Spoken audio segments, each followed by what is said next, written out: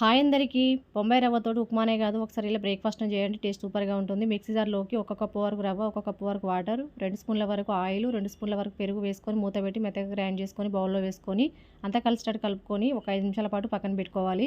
Stove మీద ఒక కడాయి గాని, ఇడ్లీ పాత్ర గాని పెట్టుకొని వాటర్ వేసుకొని స్టాండ్ వేసుకొని వేడి చేసుకోవాలి. మనం ముందుగా కలిపెట్టుకున్న రవ్వలోకి టేస్ట్ తగ్గట్టు సాల్ట్, ఒక చిటికెడు వంట సోడా వేసుకొని అంతా కలిసేటట్టు కలుపుకోవాలి. ఒక వెడల్పుగా ఉండే ప్లేట్‌లోకి ఆయిల్ అప్లై చేసుకొని అందులోకి మిశ్రమాన్ని వేసుకొని మనం ముందుగా స్టవ్ మీద పెట్టుకున్న గిన్నెలోకి పెట్టుకొని పైన కొంచెం కారం, కొంచెం పెప్పర్ పొడి అనేది ఇలా స్ప్రింకిల్ చేసుకొని మూత పెట్టి లో ఫ్లేమ్‌లో ఒక 10 నిమిషాల పాటు ఉడికించుకోవాలి. 10 నిమిషాల తర్వాత స్టవ్ ఆఫ్ చేసుకొని పక్కన పెట్టుకు పూర్తిగా చల్లారాక చాక్ తోటి మనకు నచ్చిన సైజులో పీసుల్లాగా కట్ చేసుకోవాలి.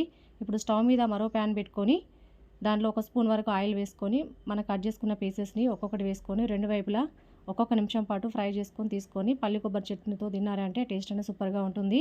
Please like and share, subscribe, support me friends.